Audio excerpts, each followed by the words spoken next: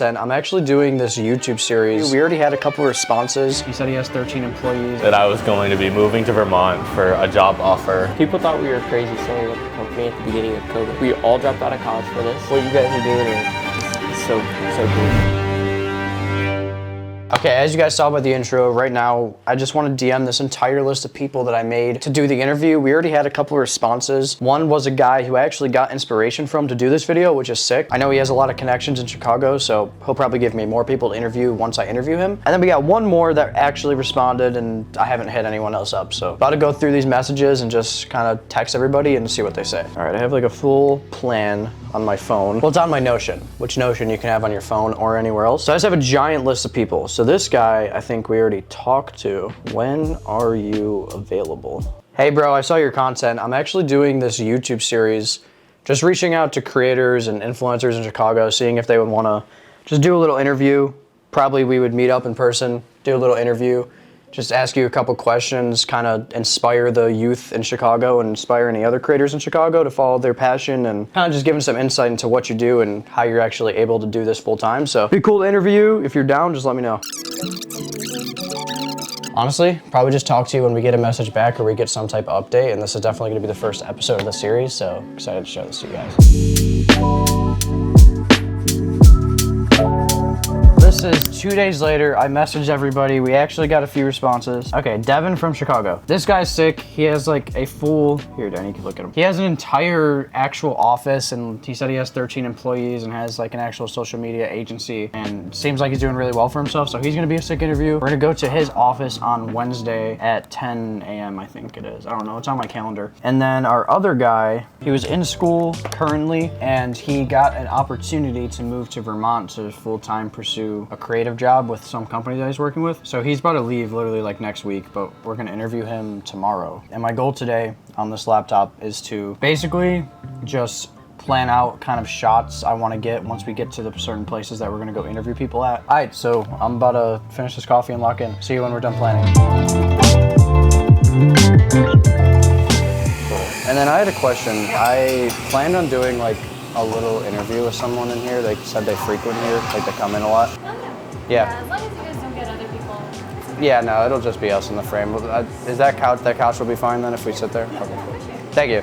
Nice. What's up? I like it. Yeah, so I just have like a few questions I'll ask, and I mean, it's basically just a conversation. Yeah, absolutely. What I wanted to ask first was like, how long have you been a creative? Yeah, so I've been like a creative since like sophomore year of like high school. Okay. But this was like the first year that I decided to take it seriously in a way that I could like monetize it. Mm-hmm. My family always had like point and shoot cameras. Yeah. And I was in like cross country, and I like just brought it to meets. Oh, that's sick. And then the coach saw that, and he's like, "Oh, you want to make the recap video for the season?" I'm like, "Sure." I've been recording everything. Yeah, exactly. Yeah, and that was the first like video I made, and that sick. was like, it just kept going after So that. you were in college too, like recently, right? I saw. Yeah. I was looking through your page. What college were you in? So right around here, UIC, Oh, okay, University UIC. of Illinois, Chicago. So you're leaving now fully college. Yeah, so like a week ago, Yeah. I dropped out of my courses, and it was like fully set in stone that I was going to be moving to Vermont for a job offer that this organization gave me through like an Instagram DM, and it became something crazy, which is like still Which is surreal honestly to me. yeah, that is crazy. That just can happen through like Instagram. all I was doing was posting silly videos every single day, Yeah. documenting, trying to do something I never thought was possible. Yeah, which is so sick. That's actually crazy. So what do you do for them? Is it like full-time social media management, or? Yeah, it's basically SMM, where like I'm gonna be making their reels and like a YouTube video a month, and I'm just basically growing their channel as much as I can. But they like made it very clear that they wanted like a storytelling like thing. They didn't want just like retention editing, and like they wanted to like really bring emotion to the thing, which made me really want to do it. That's awesome. Because like I've done like real jobs where you just cut it up to the most retentive parts and then add subtitles. Yeah. So I was like, I don't really want Wanna do to that. uproot my whole life to make YouTube shorts. Yeah. Yeah, and that'll be like crazy because I have so many unanswered questions about how to make video a life later on with like the dream life that I do want to live. But I want to like be able to provide for like someone I love, you know, and all that. The things that like everyone strives to do, but it'll just be different through like a freelance lens kind of. Last thing I wanted to ask, which I kind of assume the answer to, is what's like your plan for the end of this year and the upcoming year? Like at the end of the day,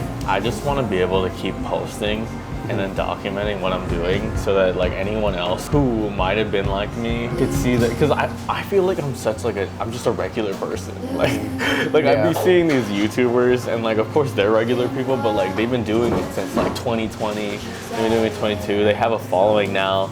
But I feel like I'm just a normal person who's always looked up to them, always consuming and like creating for myself, but like never being like I'm gonna make something like that. So I really just want to like keep making videos. Hopefully at some point I answer some of those questions that help me like figure out this is how I'm gonna be able to make ends meet and live comfortably while doing what I love. No, I mean, I 100% agree. That's why I said why I'm doing this. Also, like, that's why I wanted to do a wide range of people with this, because, you know, I can talk with someone that still has those questions like you and me, and I can talk with someone who has 13 employees and has an office, and then like get those answers for me and you know what I mean? Yeah. So this is like a cool concept to start up. But yeah, no, that's it. That's it for this, yeah. That's awesome. That was cool. That was a cool little thing. I like that. That was cool. That was a sick interview. Went really good. I want to do that other reel down here today. Yeah. Since we're down here, I don't know if we should do it in this area. I got really scared, like at the end of it, because I thought it wasn't recording. I was just horrified, bro. We were ending the interview, and I look over at my camera, and I don't see the red outline. And I saw you like look at it and check it, and then I looked at it and checked it, and there was no red outline. And I was like, so did he like just not realize I wasn't recording and then like tweaked and then hid it from me? People were talking to me, and I was like, fucking horrifying. But I'm really happy we got it. A good interview. So see you tomorrow when we do this next one in Mokina. Touch it. Yeah. How you doing? Nice to meet you. I'm Nathan. I'm Danny. I figured it's like a restaurant. Yeah. Like an agency is like a restaurant. You got the people who are talking to the clients, they're taking the order. We go out and shoot it, come back, cook it up in the kitchen, and then we send it to the people who send it off, and they're the ones, you know, bringing the order. And then I'll show you guys the other office. I figured we'd just come in, walk around a little bit, and then like figure out where we're shooting. When we first got this office, we literally just had a folding table, probably somewhere here, three folding chairs. And then now it's completely grown to, and then running out of room here. I mean, imagine how loud it gets with all these desks, everyone talking. So we moved over to 2A, got that one. I was in there for like a year by myself. Really? Yeah, just editing. And then this is kind of our centerfold. So my dad and mom own a manufacturing company, and I made this. My dad did the design work. You're sick. I'm gonna go grab my tripod from the car. Yeah, and do then, what you guys need to do. yeah. I wanted to ask first, when did you start pursuing it, and like the kind of the background of why you are doing a creative career?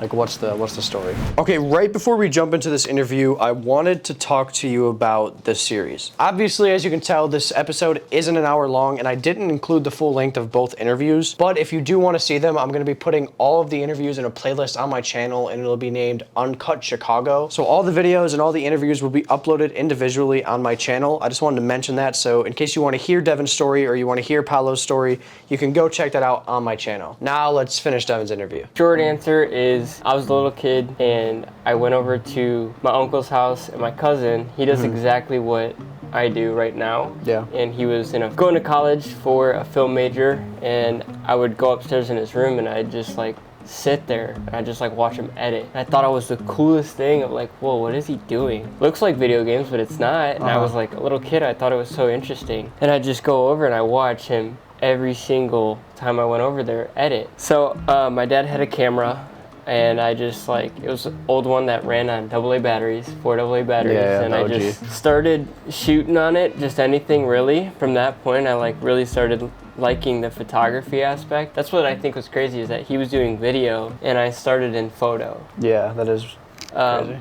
It went from that to saving up enough money And by this time around like, 14, 15, I was working at my dad's company, saving up for a camera. It was the Rebel T3i, and I finally got it. I got it from eBay. Finally got it. I was like, wow, this is it. This is the game. You have the camera. Because the other camera was like a power shot and the lens didn't disconnect. It was just like an optical zoom. Yeah. So this one, I was like able to see the sensor. I was able to take off the camera lens, and I was like, wow, I made it. Then going into school, I met Gabe, which is one of my business partners, and we just hit it off. Like, I was the only photographer at the school and he was the only videographer at the school. Okay. So we just kind of like became the duo there, and we did all the school videos. Oh, that's sick. Yeah. Yeah, That's a good entry. and then I remember senior year, we were just like, it'd be cool if we started like a media production company out of school, just see where it goes. Yeah. And I remember the phone call, and I remember it was like a 2.5 hour, 3 hour conversation on the phone, and that's where Precision was started. Well, that's sick that it fell into place like that. Yeah, it's just like a day after I was like, think about it and let me know what you think. And then he came on, and it was just like, wow, 3 of us really starting something, and that's where it started, with just 3 of us, and now we're up. How did you take it from just being like the videographers of the neighborhood and like, doing shoots here and there to actually having like an office and employees? Like, what was the progression on that? Was it slow burn, or was it like one big moment changed a lot? That's a loaded question with a loaded answer. People thought we were crazy starting up a company at the beginning of COVID. They're like, what are you doing? Yeah, I actually didn't think about that. That is kind of crazy. What are you doing? Why are you starting a business? We were crazy. Like, now that we look at it, we're like, wow, it's kind of insane that we made it. Like, most businesses that were just already established failed. And but I think in what business we started, in hindsight, we didn't know how big it could get, but COVID really pushed our market and blew it up. Yeah, that's true. Because businesses were like, okay, well, people can't come in. We can't do traditional marketing anymore. We can't do flyer, like we can't do any of this stuff. So how do we get people to see us as a business? And what was that? That was social media. Everyone was on their phone. It just pushed everyone on their phone. Yeah, we're a media agency company. We do like high production stuff, but now let's get into the social game. Yeah. And so then we kind of shifted our business to social media and, running retainer contracts and shooting for businesses and doing storytelling for them. Our main business motto is like, we're not a cookie cutter agency. Yeah. We're not just gonna like make you graphics, tell you what you want to hear. We're gonna tell you what we're experts in.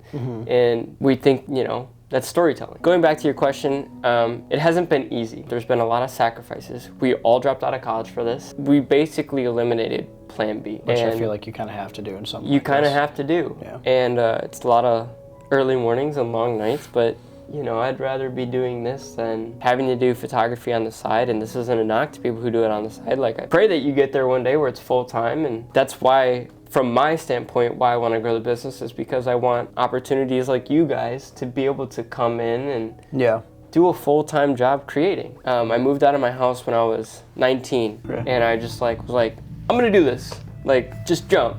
Just did it. And I moved to the city with a camera, $700 in my bank account, no car, no job. It's a crazy play. Crazy play, right? This is the first time I'm putting this out, but many people don't know is that I actually slept on my buddy's couch, shout out Ugly Steffi, for a month to make it work. Yeah. I literally lived on his couch for a month. It's crazy. And had my bin right next door, a blanket. I'd pack it up in the mornings, and then I'd go out and shoot, and then I'd come back, unwind the blanket, and it was about 30 days. I got a job at Potbelly real fast, make some money, start doing that. And then I quit it after 30 days, and I was like, you know what? I started getting clients, and I was like, you know what? I'm doing it. There was a moment in time where I was like, I remember this distinct moment. It was a morning. I was like, I'm quitting Potbelly, and I'm going to chase this full time. Shooting like random off-one photo shoots for like $100, $200, like trying to make rent. I walked in, because there was like, it was a 1 street away. There was like all this business that I remember seeing. It was dealerships, and I like love shooting cars. I love cars. And I was like, you know what? One day I was like, I'm gonna go get us some business. He was off on a shoot, and I was like, I'm gonna get us some business. And what I did was I pulled up, I made a car Instagram account, just put all my car photography there. Walked into Volkswagen, and I was like, walked up to the front desk, I was like, can I see your general manager? Big glass office. I was like, oh my God, what am I doing? Like, what am I doing? And I just walked in there, and he was in a meeting, and he's just like doesn't know who I am. I just have a camera and a phone. And so I walk in, I'm like, hey, introduced myself. My name is Devin. I'm 19. I just moved here. I'm hungry and I'm looking, you know, for some work to do some photography. And I was like, here, handed him my phone. And I was like, this is some of my work and this is what I do. And he's just like, okay, I can tell you're hungry. And he's like, tells his buddy, he's like, go get him the keys to the Type R on the floor, like on the showroom floor. I was like, what's happening? What's happening? So he hands me the key to the Type R and he's like, go shoot that Type R. I shoot it, I work the angles, I'm like getting everything detailed, 30 minutes, I shoot it. I rush back, I give him the keys back, I rush back to the apartment and edit them. Within like 45 minutes, I come back and I bring my laptop and I show him. And he's like, you're done? Yeah. I was like, yeah. He's like, you're hired. I was like, why? He's like, dude, because we had someone doing this and it takes him like 2 to 3 weeks to get back. Oh, that's crazy. And he's like, come back tomorrow, I got a car for you to shoot. So I go there and it was a BMW and he's like, here's the keys, here's the plate, go take it out throughout the city and go shoot. Oh, that's awesome. Like go find spots or something and go make a video with this. So me and Garrison hopping in, like I go pick up Garrison in the BMW. He's like, bro, what?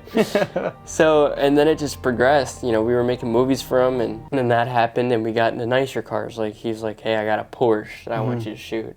I was like, oh my gosh, Garrison, I'm gonna come pick you up in a Porsche. Come hop in. Yeah. Shoot that car and then G-Wagon. It just kept going. And then he's like, the dealership next door is seeing our stuff. And he wants to get in contact with you. So I go over to general manager of Volkswagen and I have a sit-down meeting with him. He's like, I want to use you guys. Yeah. And I was like, wow. Next door to each other, like That's this is so amazing. sick, yeah. Volkswagen and Honda. Like I guess it's just like story. advice for people starting off. Have your portfolio set on what you want to do with a specific client and walk in there and be confident. Yeah. Like, be confident. Even if you don't know what you're doing, this doesn't say fake it till you make it, but be confident in like yourself. You don't have to know like all the exact settings and everything, but like be confident in what you are saying. Like if you are hungry and you want this to work, make it work. So last thing I want to ask is what's your plan for the end of this year and then coming up on the next year? Like do you have anything specific planned? Do you have any big ideas? For the end of this year and for next year, this is the craziest thing because I've been doing, I hate that I'm saying it for next year, but to get my website up, like my personal one. Yeah. So that's kind of into next year. And I would say for this year is just finishing out the year strong with precision and kind of focus on building myself, building my relationship with God, building my relationship with my family. And those are the things that are important to me. Yeah. It's awesome. Thank you for having me. Of course. I mean, yeah, this was nice. This was a good one. What you guys are doing is so cool. Yeah, no, this is going to be this is definitely going to come out good. Both your interview and the last one has been really awesome. So like, if this is the beginning of them, I'm excited to see it all come together. That's the end of this one. And I don't know, we'll see you when we're next interview. Definitely have a couple next week, so we'll be back. All right, y'all, as you can tell, that is the end of the first episode of the interview series. Of course, like I said earlier, you can check out both episodes of Uncut Chicago right here, and I hope to see you guys on episode 2 next week.